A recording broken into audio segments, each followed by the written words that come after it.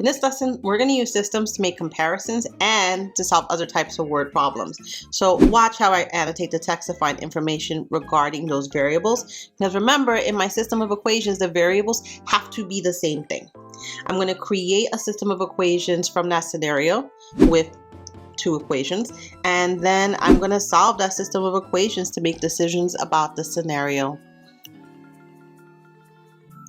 Okay, Yordi and Yahir both went bowling, but not together. Yordi went during open bowling time, paying $10 for shoe rentals and $3 per hour. Yahir went on Friday night when shoe rental was $5 and each hour was $4. As it turned out, they played for the same number of hours and spent the same amount.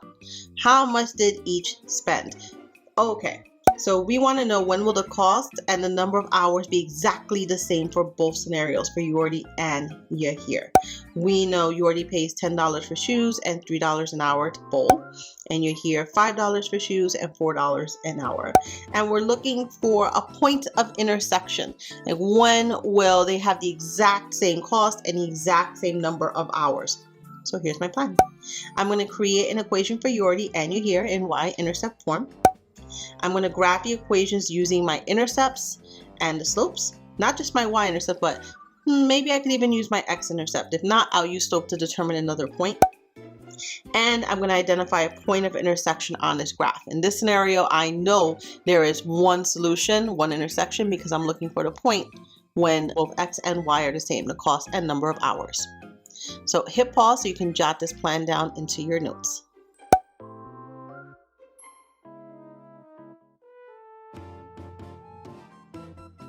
Let's start with Yordi's equation. It would be y is equal to 3x plus 10. And Yahir would be y equals 4x plus 5. I'm going to start by putting in my y-intercept. So for Yordi, it would be 0, 10, since b equals 10. And for Yahir, 0, 5, since b equals 5. Okay, so here's my challenge. Usually I would just use slope.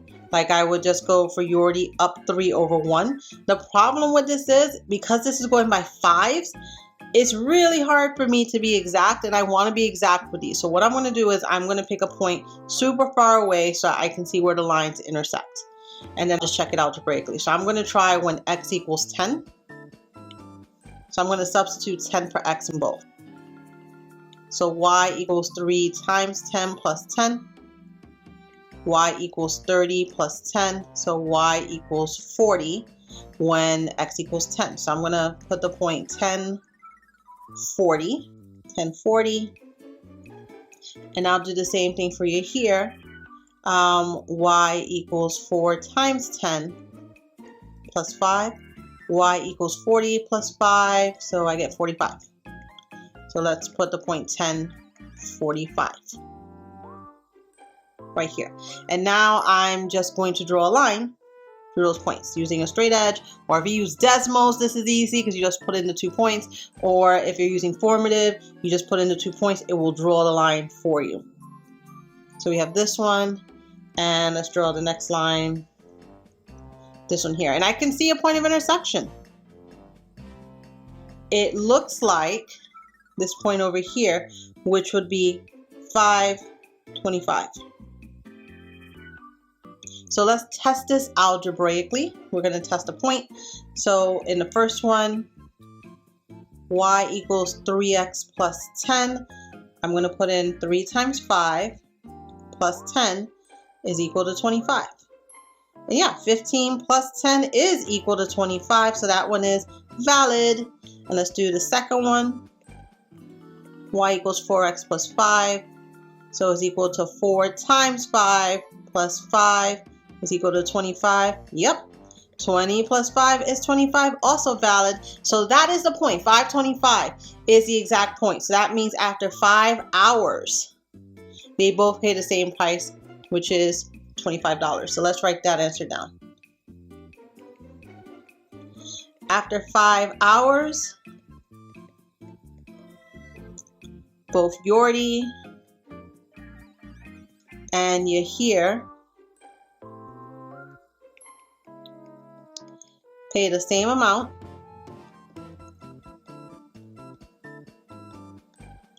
$25.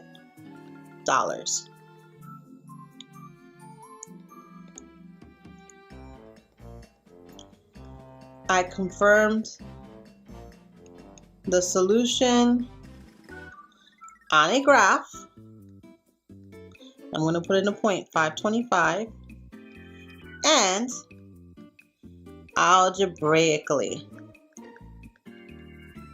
Okay, there we go, Math Marbles. I have my answer and I'm telling them how I got it. Hit pause and jot this down into your notes.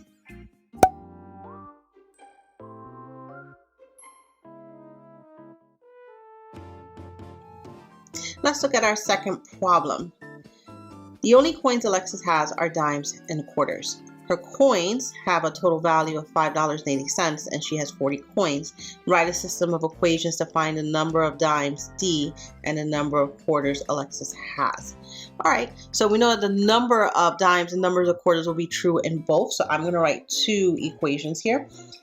For the value of the coins, I'm going to put the value of my dimes, 10 cents times D, plus the value of my quarter, a quarter times Q, so that times the number of quarters is $5.80. And I know the number of dimes and quarters is equal to 40. Now, normally I would just change one of these into a substitution problem, like doing Q is equal to negative D plus 40. The problem with that is that then I'd have to substitute into this equation up here, which has lots of decimals. I'm going to have to use my calculator. So I actually want to play with this and I'm going to use elimination.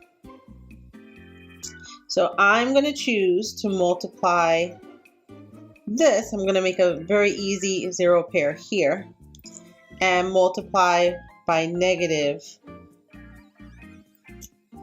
1/10.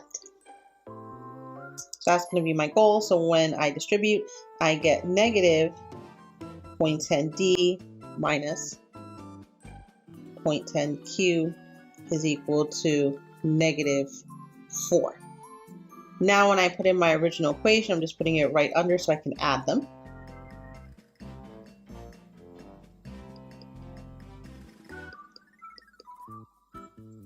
These two are going to cancel out.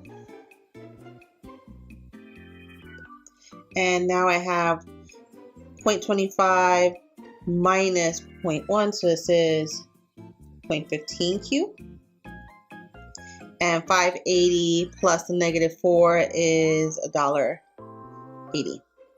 And now I can just divide these by 0.15. $1.80 divided by 0.15 is 12. It happens sometimes, Math Marbles. Q is equal to 12. All right, so let's substitute this into one of the original equations. I'll use D plus Q equals 40. D plus 12 equals 40. So D is equal to 28. So she has 28 dimes and 12 quarters. And now let's go and just do a final check by just subbing into both equations. So this one's going to be pretty easy. D plus Q is just going to be, we know this one over here is going to be 28 plus 12 equals 40. And that one's verified. So let's go back to the other one. I'm going to need a little bit of space. I'm going to put this one up here. 0.10 times 28 plus 0.25 times 12 equals 580. All right, so if I have 28 dimes, that's $2.80. If I have 12 quarters, that's $3. And this is true. 580 is equal to 580. We are confirmed. So hit pause and jot this down into your notes.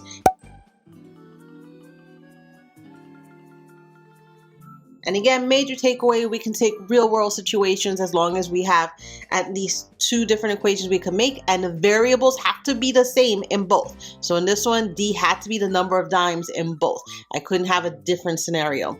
And then use any strategy you'd like that you feel most comfortable with to solve the system of equations. That's it for today. Get some more practice in these word problems. There are quite a few. And I will see you in the next lesson, Math Marvels.